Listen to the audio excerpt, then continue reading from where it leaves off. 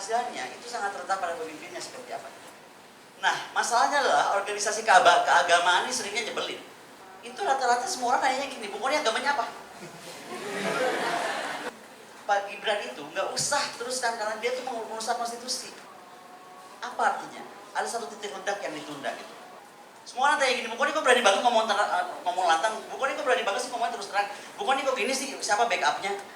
Jangan bersuara, kamu bikin gaduh. Lah yang bikin gaduh berhari-hari soal ijazah, gak dipapain.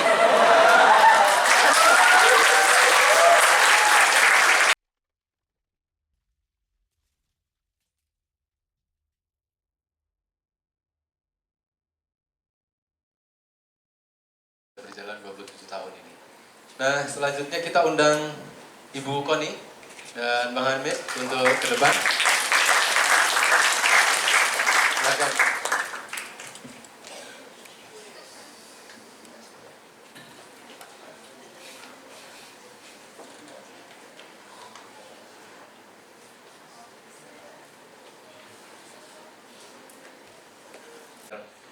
Siapa tahu ada oleh-oleh dari Rusia yang sempat heboh, kemudian kebijakan menjaga kejaksaan oleh. Selamat siang semuanya. Sebuah kehormatan saya ada di sini diundang oleh Pak Rektor yang Putar-putar di area-area yang sangat panas dan berduri itu. Jadi kita undang dengan sangat. Nah, makanya saya mungkin mau bicara di sini. Pertama saya mesti disclaim dulu ya, karena saya itu adalah profesor di St. Petersburg State University dan saya juga adalah duta besar Rusia untuk Education and Science. Jangan sampai ini dikaitkan ke Rusia. Karena gara-gara titipan dokumen, saya dianggap seolah-olah mengganggu hubungan diplomatik Rusia-Indonesia gitu. Padahal apa urusan sih? Saya bersahabat dengan seorang namanya Hasto Kristianto, kemudian dia percaya pada saya nitipin dokumen, terus dianggap saya negara Rusia menyelamatkan dokumen itu kan. Orang kita tuh hobi banget jumping to conclusion. Dan yang lebih nyebelin, banyak hal orang kenal saya kok gak mau nanya langsung gitu. Banyaknya maunya lewat gosip. Jangan marah dulu, pahamitan. Ini sekalian curhat. Oke, saya mau ngomong kita reformasi, saya mau cepet aja ya. Saya mau membandingkan antara next slide ya. Antara bagaimana gini, kita reformasi di Indonesia itu menurut saya itu kompleks ya masalah. Tapi kita ambil dulu misalnya contoh seperti NU. Contoh seperti Muhammadiyah. Karena apa? Sebenarnya kalau kita lihat bagaimana kita itu jadi penting ketika kita itu mau atau ingin tetap relevan untuk tetap punya pengaruh atau integritas moral. Tadi siapa Pak Anies yang menyentuh soal integritas. Padahal kita belum ngobrolin sama Pak Anies. Nah, keberhasilannya itu sangat terletak pada pemimpinnya seperti apa.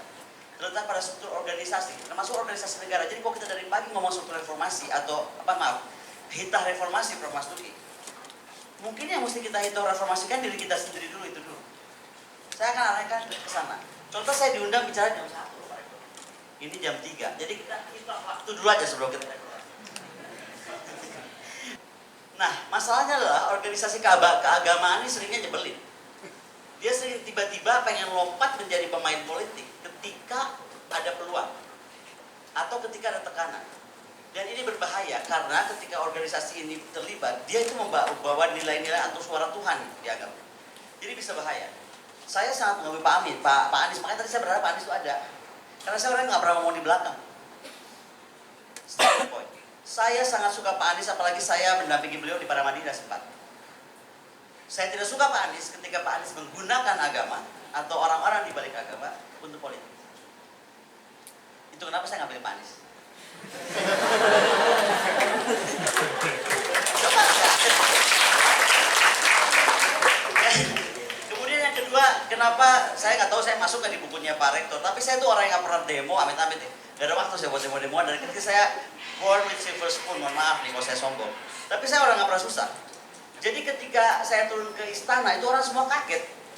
Apalagi dengan ibu yang tadi disebutkan oleh Prof. Mas Duki. Ibu Sumarsi. Saya turun sama Ibu Sumarsi. Waktu itu saya cuma minta Pak Gibran itu nggak usah teruskan karena dia tuh merusak konstitusi. Hanya itu yang saya minta. Karena secara moralitas itu ada yang salah. Tapi waktu itu kalian semua kemana? Selain kampus-kampus yang bicara ya.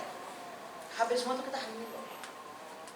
Padahal menurut saya Kalau kekuasaan yang dimiliki tidak berakar pada moralitas, itu pasti ujungnya kehancuran. Buktinya apa? Saya sedang tenang-tenang di Rusia, Pak Tri Sutrisno bicara bahwa Pak Gibran mesti turun. Apa artinya? Ada satu titik ledak yang ditunda gitu. Nah sekali lagi kita harus mampu ketika kita melihat seperti NU Muhammadiyah, saya cuma contoh aja, bahwa saya tuh NU Muhammadiyah itu melakukan kita reformasi yang menarik. Misalnya NU tadinya masuk, kemudian enggak gitu kan. Bagaimana terus dia juga sangat terlibat politik tapi kemudian enggak. Tapi yang menarik juga Pak Muhammadiyah. Muhammadiyah walaupun tokohnya masih aktif seperti Pak Amin Rais, Pak Din Samsudin, tapi dia langsung narik jarak nih. Itu orangnya, bukan organisasinya. Nah ini menjadi penting nih untuk kita juga bicara tentang konteks yang lebih besar dari sebuah organisasi agama, misalnya negara gitu. Nah saya juga mau bilang bahwa ada implikasi penting sebenarnya kalau kita bicara di UI. Saya cuma ingin adik-adik nih di sini lihat apa yang dampak NU dan Muhammadiyah. Dampaknya kita itu bisa belajar bahwa ada implikasi pentingnya pada demokrasi, karena kita dengan menjaga independensi maka demokrasi itu menjadi lebih sehat. Kontrol sosial itu tidak bisa hadir dari sebuah kekuatan yang terkooptasi. Kemudian bagaimana menjaga netralitas itu penting untuk semua agama, karena dia itu menjadi perekat harusnya, bukan pemecah. Bahaya sekali bawa-bawa agama itu ke politik menurut saya. Dan ini adalah menurut saya kita reformasi ini bentuk politik etis yang mendorong sebenarnya segala partisipasi, sekali lagi tanpa menjadikan agama sebagai alat kekuasaan. Saya harus ngomong begini karena saya agak frustasi gitu. Saya itu di Instagram saya itu udah kayak catatan harian saya gitu, bro. Apa yang saya masukin? Karena saya nggak sempat lagi bikin harian. Lah waktu saya diajak Ibu Mega bertemu Pope ke Vatikan, dan saya bersyukur saya bisa bertemu dan meminta berkat Holy Father. Karena kemudian dia meninggal, tapi kemudian 2 hari kemudian saya sudah di Mekah, di Madinah, saya umroh. Itu rata-rata semua orang nanya gini, Bu Kony agamanya apa? Kok pusing banget sama agama saya, apa sih? Apa hubungannya gitu? Jadi di kita ini benar ini, Pak Habib. saya mungkin menjadi sesat sebagian besar karena bersahabat dengan beliau. Nah, kembali kepada, jadi buat saya itu jadi kita sering nggak fokus kepada apa yang harusnya kita fokus. Nah sekarang saya mau bicara tentang kita reformasi, tentang apa yang disebut Soekarno menjadi negara paripurna. Karena untuk apa kita berkiprah reformasi, untuk apa? Kita tahu semua apa yang disebutkan tadi soal korupsi, soal apa. Semuanya itu hanya satu kunci, izin Prof. Mas Duki. Tadi pernyataan Prof itu, semuanya itu Prof hanya bisa satu kok terjadi. Berhenti permisif. Kita ini jadi bangsa yang permisif. Dalam tanda kutip penakut. Semua orang tanya gini, Bu Kony kok berani banget ngomong lantang, Bu Kony kok berani banget sih ngomong terus terang, Bu Kony kok gini sih, siapa backupnya? Gak ada backupan, backupnya tuh hati nurani. Nah ini yang saya sedih, saya gak bisa nyalain juga yang nyalain saya, karena termasuk papi saya tuh marah kalau saya bersuara di, jangan dibilang, papi saya tuh orang paling stres tuh, saya udah gak punya ibu saya sudah meninggal, sehingga suara papi itu suara Tuhan buat saya. Benar, tapi ketika dia, setiap saya mau bicara politik dia nggak bisa, malah saya bilang, Pak sebentar. Kalau semua orang nggak bicara, terus apa kabarnya dengan kita? Nah, konsep negara paripurna Soekarno ini adalah bentuk negara yang ideal, karena dia merdeka itu tidak saja secara politik, tapi berdaulat dalam segala hal, ekonomi, budaya, keadilan sosial. Dan kenapa saya memilih Rusia? Ketika rame-rame saya dihujat dan segala macam, dan sadis loh, politik di kita tuh sadisnya minta ampun.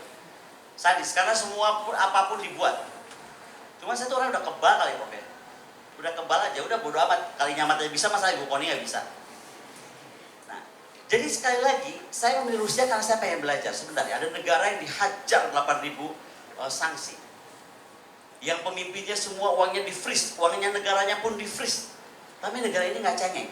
Nggak ada pemimpinnya curhat banget, nggak pernah pemimpinnya Rusia ini ngomong, oh saudara-saudara kita sekarang kena sanksi berapa, oh McDonald kita ditutup, oh Zara kita di ban, nggak ada. Hari ini McDonald ditutup, besok sudah ada McDonald Rusia. Hari ini Zara ditutup, besok ada Zara Rusia, namanya Mbak. Nggak ada. Nah ini yang menurut saya kenapa itu muncul di Rusia, tidak muncul di kita. Kenapa muncul di Rusia, tidak muncul di kita? Karena kita menghancurkan pemikiran. Kita menghancurkan budayawan. Sekarang tokoh-tokoh politik, kampus, bukan tokoh politik, pemikirlah, pemikir kampus yang berpolitik, boleh dong, bersuara politik, boleh dong, wajib. Itu dianggap suaranya jauh lebih kecil dibandingkan suara buzzer. Harusnya siapapun adik-adik mahasiswa di sini atau siapapun yang hadir di sini, ketika melihat seorang tokoh intelektual dari kampus apapun lah, mau dari UI, mau dari UII, mau dari ITB, mau dari Unpad, begitu suaranya dia itu dihancurkan, kalian bersuara dong. Kami ini para dosen gak punya uang untuk bayar buzzer, tapi yang kita mesti lawan itu buzzer yang sedang membelokkan cara kita berpikir. Nah, nah, bagaimana sekarang kita menuju konsep negara paripurna itu? Yang sekali lagi bagaimana Indonesia itu punya keyakinan kita bisa jadi bangsa besar, bangsa bermartabat, mandiri dalam semua aspek kehidupan. Saya sedih loh baca betapa misalnya urusan pertahanan nih, wah beli gitu. Malah Bu Koni yang main senjata, dia marah karena nggak dapat ini senjata, katanya bisnis senjata. Kalau ditanya PT saya apa, saya pengen tahu apa yang jual senjata, nggak ada yang bisa jawab. Jadi cepat sekali tuh, dibelokkan, diplesetkan. Nah kembali, kenapa buat saya bertemu dengan Ibu Mega itu penting? Karena dengan itu saya tahu maksud dari negara paripurna Soekarno itu. Nah kita ini berkitoh reformasi itu harus menuju ke sana gitu. Yaitu Indonesia itu harus merevolusi, bukan sekedar sistem. Kebangkitan. Kebangkitan jiwa, kebangkitan kewarasan yang tadi Prof. Mas Duki bilang. Kebangkitan pola pikir gitu. Karena kita harus jadi bangsa yang sadar, yang bukan saja bangun negara ini, kita wajib membangun peradaban. Banyak tuh yang bilang buku-buku apa katanya, Atlantis tadinya di tempat, katanya kita turun Atlantis. Let's believe that, udah gitu aja kalau saya sih. Karena gaya banget, jangan ketawa. Dia soalnya anti itu, aku tahu. Tapi buat aku itu jadi impetus, tau nggak? Jadi pendorong, gue bangsa Atlantis nih, nggak mau gue dianggap bego atau dia kalahkan. Itu loh, semangat itu. Nah kemudian kita tuh harus mengerti diri kita, nilai-nilai kita, budaya spiritual kita. Saya nggak anti agama loh sama sekali, makanya saya berada di sini kan. Tapi saya agak pening ketika misalnya SKS saya di kampus di Indonesia, kalau saya sebut kampus yang tersinggung, hanya berkurang atau makin dikurangi karena saya nggak mau pakai jilbab. Apa hubungannya? Apa hubungannya, saya nggak ngerti gitu. Dan saya memberikan tinggalin aja, dan saya buktikan kan, saya bisa ada di mana aja. Karena kekuatan kita tuh pikiran, bukan jilbab kita. Nah, Indonesia itu harus mewujud menjadi mercusuar dunia. Please dong.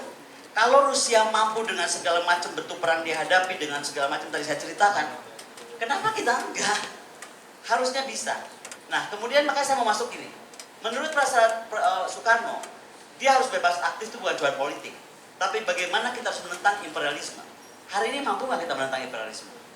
Apa kabar kita melihat FBDA, The Quad, AUKUS, vis-a-vis dengan BRICS misalnya, dengan Greater Eurasian Partnership? Apakah dunia mau shaping kemana? Indonesia mesti apa? Saat ini Rusia sedang melihat atau berpaling ke kita mesti ambil kesempatan itu apa? Oh, diam-diam aja.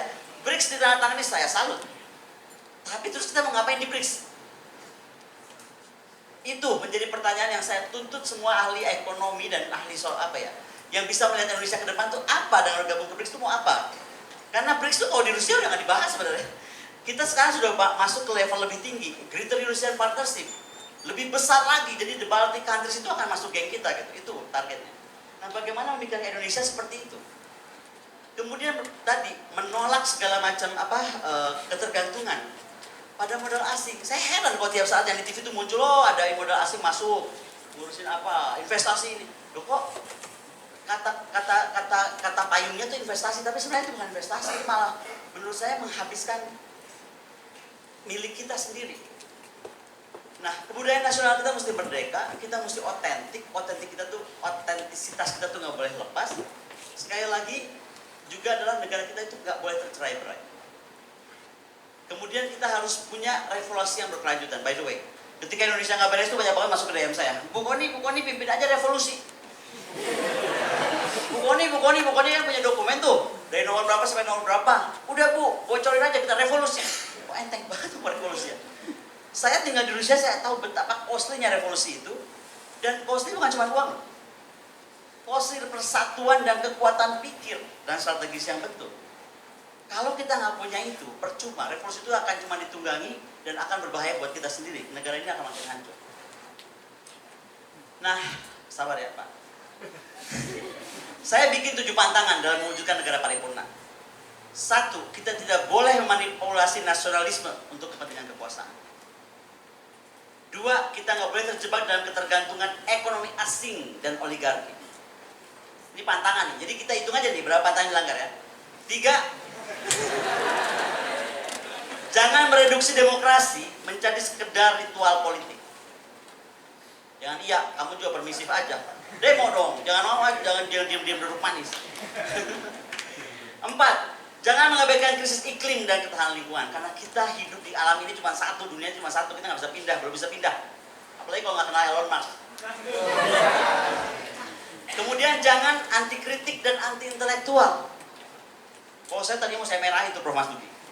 Karena saya pindah ke Rusia, hanya itu aja sebenarnya. Negara ini masih saya bisa tahan yang lain-lain. Tapi ketika anti kritik dan anti intelektual selesai. Selesai, percaya saya kata-kata saya. Jadi sekali lagi ya, kalau kita bilang pantangan, yang paling penting buat saya adalah pantangan memanipulasi nasionalisme. Apalagi itu demi kepentingan kekuasaan, apalagi namanya nih brandingnya, oh ini kepentingan nasional. Siapa sih yang bikin kepentingan nasional itu? Siapa? Saya nggak ngerti. Nah, membungkam kritik atas nama merusak citra bangsa, penghinaan, membuat gaduh, rahasia negara itu juga bahaya. Kan kita gampang banget dibungkam nih. Jangan nanya-nanya, jangan ngomong-ngomong itu rahasia negara. Jangan bicara, kamu penghina. Jangan bersuara, kamu bikin gaduh. Lah yang bikin gaduh berhari-hari soal ijazah, gak diapa-apain.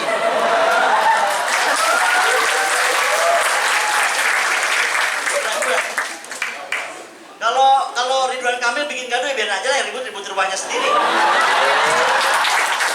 Tapi kalau mantan pemimpin bikin gaduh kan kita marah harusnya ya. Pak Kapolri, halo. Polri aja bukan ngapa-ngapain. Nah, kemudian intoleransi itu dihidupkan. Dan ini terhadap yang beda keyakinan, terhadap suku, terhadap orientasi politik. Saya ini Pak, bukan saya percaya agama, saya tuh percaya orang yang percaya pada aliran kepercayaan. Betul. Kalau ada teman-teman saya nyembah pohon, saya ikut nyembah pohon Pak.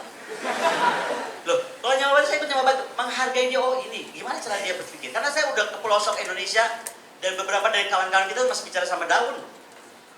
Masih bicara sama bunga. Beneran, Mit. Dia kayaknya mamanya nggak percaya. Ntar gue bawa lu ke Gorontalo. Nah sekali lagi ada contoh-contoh historis bagaimana manipulasi itu dilakukan, kemudian itu apa dampaknya kepada orang-orang yang akhirnya gemar menumpuk kekuasaan dan juga power tanpa bisa dicek, tanpa akuntabilitas.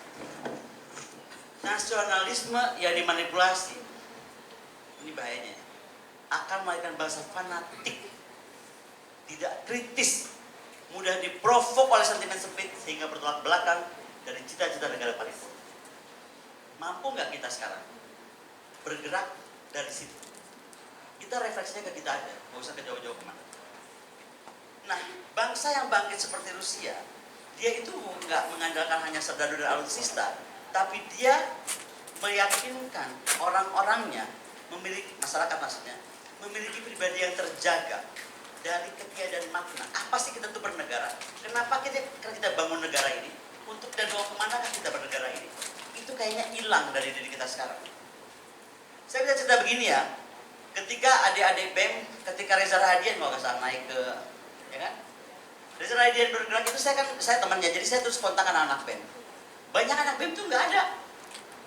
Loh, pada kemana kok tiba-tiba kemarin masih bersuara nggak ada? Ditraktir ke luar negeri jalan-jalan. Dan mereka pergi. Gimana sih ini gitu loh? Yang kayak gini mungkin mesti diluruskan. Karena sekali lagi, pribadi yang paling penting itu adalah pribadi yang mendapat dan mampu menggulingkan tadi kegamangan, ketakutan dalam dirinya sendiri, bukan di luar. Kemudian bagaimana menurut saya permisivisme itu harus kita bedakan. Takut sama permisif itu beda. Ketika kita lepas dari rasa takut, kita sebenarnya aman. Makanya saya itu nggak pernah jalan kemana-mana, pakai pasukan gitu. Karena saya yakin ketika kita mengatakan kebenaran atau bersuara kebenaran kemanapun kita melangkah, Gusti Allah itu pasti jaga. Nah itu yang saya ingin kita tuh punya kesadaran itu, karena saya sedih loh melihat adik-adik, teman-teman, kawan-kawan yang gak berani bersuara. Makanya tadi pas Prof. Mas Duki langsung buka gini, saya udah senang Prof. Mestinya saya udah nggak usah ngomong, karena itu kuncinya, suara itu disuarakan gitu. Sekali lagi, ketika kita nggak mungkin bunuh tiran, siapapun tiran itu di luar diri kita, kalau kita nggak bisa membunuh ketakutan atau tiran dalam diri kita sendiri. Sekali lagi saya bicara ini ketika kita membunuh membunuh akal sehat dan rasa untuk kebenaran, itu maksudnya. Kita ini Pak harus mampu merebut budaya masa depan. Karena media sekarang, termasuk media sosial, itu tuh harusnya menjadi alat kita berkritis atau melakukan kritisisme. Bukan membiarkan itu jadi alat framing orang. Framing Gibran 2009 pasti layak jadi presiden. Kok diem aja. Framing misalnya Jan Etes presiden 2000 berapa nggak tahu. Diem aja. Nggak boleh dong gitu loh. Nah kemudian platform itu adalah untuk persatuan bukan untuk pembelahan. Platform media itu. Dan yang paling penting adalah itu adalah reflektor kesadaran. Dia bukan untuk menyebar ketakutan. Nah, terakhir saya cuma mau bilang begini. Kita Indonesia dalam kesadaran itu kita harus tahu gini. Ketika bangsamu itu meracau, ketika bangsamu itu sedang mengigau, atau kamu tuh kehilangan arah, atau bangsamu itu terbelah, sebenarnya juga itu adalah kita menyerahkan kewenangan batin kita. Jadi jangan salahkan lagi orang. Refleksikan diri kita, kenapa itu terjadi. Kita tuh diajari nyalain pemimpin, nyalain negara, nyalain sistem. Tapi sebenarnya revolusi itu bersifat personal menurut saya. Kita mampu nggak merevolusi diri kita sendiri supaya kita berdaya, kita yakin kita mampu melakukan benih perubahan, dan kita yakin dengan pikiran kita sendiri kita mampu merubahnya. Kalaupun nggak di Indonesia, di negara orang, Indonesia pusing, konstitusinya bisa berubah. Oke, saya akan tutup dengan apa yang diberikan Ibu Mega kemarin, dan dia bacakan pada saya, ini adalah dari Soekarno ya. Jikalau aku mendengarkan pengkur palaran, bukan lagi pangkur palaran yang kudengarkan, aku mendengar Indonesia. Jikalau aku mendengarkan lagu Olesio dari Maluku, bukan lagi aku mendengarkan lagu Olesio, aku mendengar Indonesia. Jikalau aku mendengarkan burung perkutut nyanyi di pohon di tiup angin yang sepoi-sepoi, bukan lagi aku mendengar burung perkutut, aku mendengar Indonesia. Jikalau aku menghirup udara ini, aku tidak lagi menghirup udara, aku menghirup Indonesia. Jikalau aku melihat wajah anak-anak desa dengan mata yang bersinar-sinar, berteriak, Pak, merdeka! Pak, merdeka! Pak, merdeka! Aku bukan melihat mata manusia, aku melihat Indonesia.